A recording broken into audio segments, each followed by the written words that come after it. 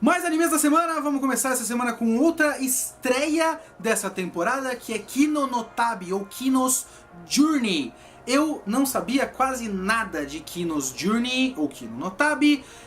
O que eu sei é que já teve um anime antes, e que ele é a adaptação de uma light novel enorme. E ele é episódico, tanto na light novel, suponho eu que tanto também no anime antigo. Então você não precisa ver o anime antigo, ele não é uma continuação. Ele é uma nova versão, eu acho que ele vai adaptar capítulos que não foram adaptados na adaptação antiga. Eu não sei se só novos capítulos, ou se ele também vai refazer episódios antigos, não sei muito bem. A questão é que você não precisa ver o antigo, então já fica aí essa dica, pode pegar desse. Esse episódio é uma apresentação de conceito.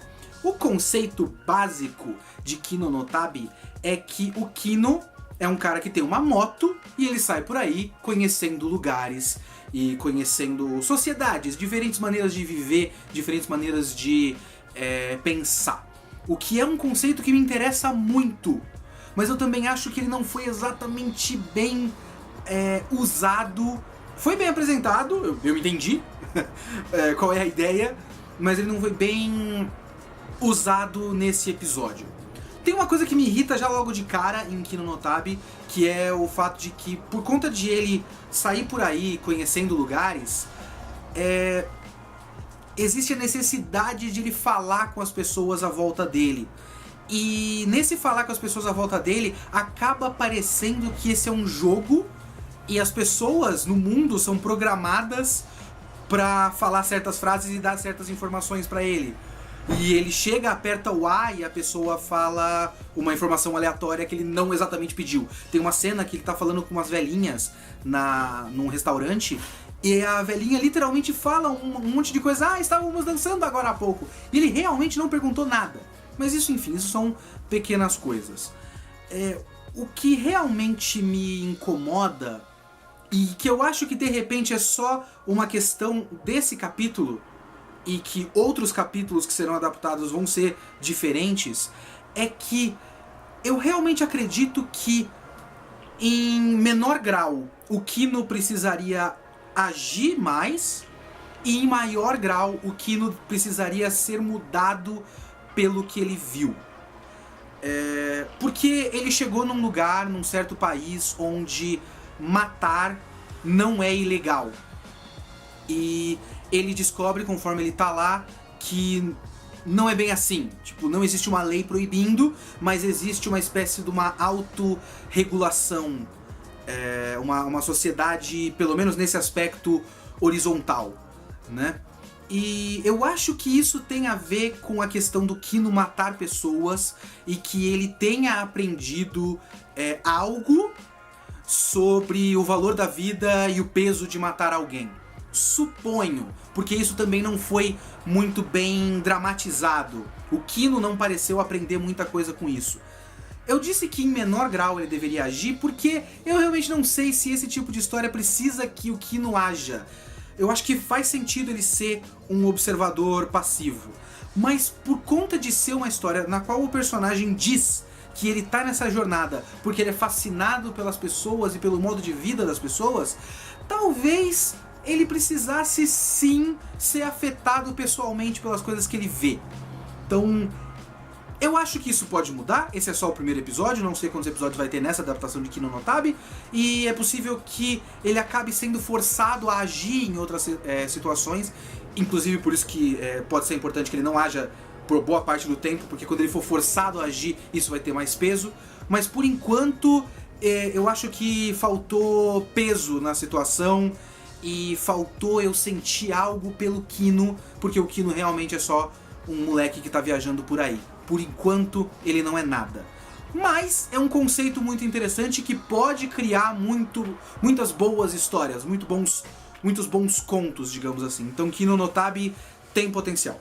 Eu só começo falando, e como eu vou colocar isso no meio de outras coisas, então você não precisa...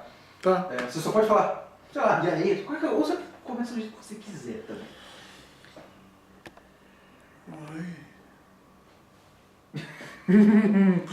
Desde que você esteja vestido e que seja curto.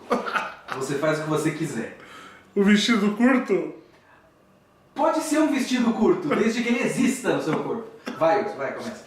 Bom, eu vou falar sobre a Noiva do Mago, né? Mahout Tsukai no Yomi, se eu pronunciei correto. Se eu não pronunciei, deve ter 5 pessoas já me corrigindo aqui embaixo.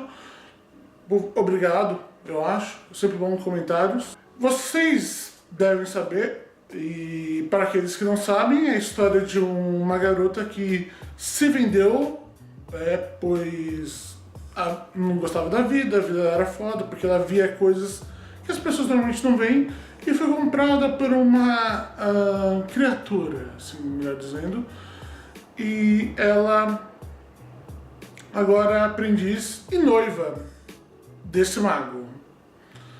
E a gente vai acompanhar essa história linda de amor, romance, drama, ação e mistério e magia. Nossa, quantas palavras seguidas umas das outras. Primeiro episódio, né? Eu gostei. Eu cheguei a assistir os OVAs antes, eu cheguei a ler o mangá antes, então nada disso pra mim é novidade. Mas eu gostei de como ficou no anime. E também eu vou confessar que eu não gostei da abertura, não gostei do encerramento, mas se tudo pelo que indica a abertura, o anime provavelmente vai terminar num bom ponto. Eu não acho que vai ter 12 capítulos, ou se for 12, eu acho que pode ficar meio condensado, mas às vezes coisas condensadas são boas, tipo leite. Vira leite condensado, sabe? Leite condensado. Quanto ao episódio em si, eu acho que ele deu um pouco desse ar místico que a série tem, deu aquele ar fantástico, aquele ar Harry Potter, de certa forma também, que é aquela maravilha do mundo mágico, de você olhar para as coisas belas, né, com as fadas, com a comida muito bonita, e também sobre um aspecto importante da série, que é sobre como a magia é uma coisa instável e traiçoeira, pelo fato das fadas agirem bem como fadas agem. Só para quem não sabe, só um comentário bem rápido, as fadas não agem normalmente como a fada Sininho do Peter Pan. Elas normalmente são criaturas muito, vamos dizer, traiçoeiras. Então eu achei isso bem interessante. Que, aliás, um comentário que eu tenho na série que eu acho que ele trabalha bem sobre a ótica da magia ocidental. O que normalmente não acontece em histórias japonesas. Eles têm tem uma barreira cultural ali, e eu acho que não sei se o autor ou a autora conseguiu superar essa barreira e pôr uma compreensão bem razoável do que é a magia ocidental. Então o capítulo foi bom, introduziu os conceitos da série, introduziu o relacionamento dos dois, que é um relacionamento muito interessante, de muita codependência, e que só vai ficar mais complexo e mais esquisito conforme a série avança. Então, vamos lá comprar, eu e vocês. E vamos fechar com o segundo episódio de Black Clover, nosso shorenzão de porrada genérico. Nesse episódio a história não avançou ainda, ele resolveu dar uns passos para trás, mostrar o flashback das crianças e explicar um pouco da motivação desses personagens. O que é uma coisa necessária, mas talvez pudesse ter sido feito já no primeiro episódio. Talvez nesse episódio ele pudesse ter pego esse flashback e entrecortado com a ação do presente para uma coisa comentar a outra e dar um maior senso de urgência para a situação, mas ele resolveu fazer um longo flashback da infância do Asta e do Yuno. E ficou um tanto chato, por boa parte do tempo ficou meio chatão, mas pelo menos a gente consegue entender a motivação deles. E eu achei interessante que a motivação do Yuno é uma motivação um pouco mais humana. Porque enquanto o Asta, boa parte da motivação do Asta a gente entende por conta do fato de ele ser um protagonista de mangá shonen de porrada, né? Ele é basicamente, mais uma vez, essa porra é Naruto. Ele é um moleque que não tem poder num mundo onde todo mundo tem poder. e ele também é excluído, órfão, jogado num canto do mundo, e ele compensa isso com eu vou ser o maior de todos. Ele quer ser o Hokage dessa situação, desse mundo. Então, dá pra compreender por fatores humanos, mas também dá pra compreender por é isso que se faz num mangá shonen. O Yuno é uma criança que vivia com medo e que ouviu uma história de um mundo que era habitado por demônios, e a figura do Rei Mago é uma figura de alguém que acabou com esses demônios. Então é uma figura de alguém que pode acabar com esse medo que ele sente. Ele quer ser o Rei Mago por conta de ele poder, assim, acabar com esse medo que ele sente. Então o Yuno acabou sendo um personagem um tanto mais complexo do que o Asta. Obviamente, não é? Eu acho que esse episódio, se o anime continuar assim, eu acho que já é mais ou menos o suficiente. Porque ele não vai ter nenhuma novidade, ele não vai brindar a gente com momentos dramáticos, complexos, em que a gente entende a humanidade e a alma. Não vai ser nada disso. É porrada legal. E como porrada legal, ele entrega bons momentos. Eu tô achando esse anime com umas pequenas faíscas de direção inteligente.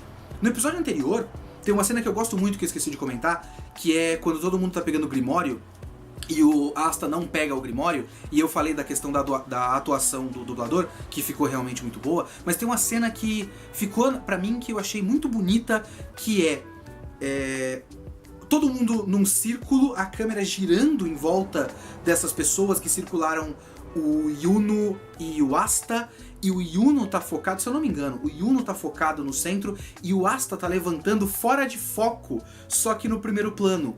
Como se ele estivesse tentando tomar esse momento que é o momento do Yuno e se estabelecer como alguém que realmente pode ser o Rei Mago. Então a linguagem visual foi muito inteligente. Nesse episódio tem uma cena que eu gosto muito, que é a cena onde o Asta tá batendo no ladrão, que inclusive todos os ladrões, todas as pessoas más, por enquanto, de Black Clover são do tipo eu vou bater em você porque eu sou mal, criancinha!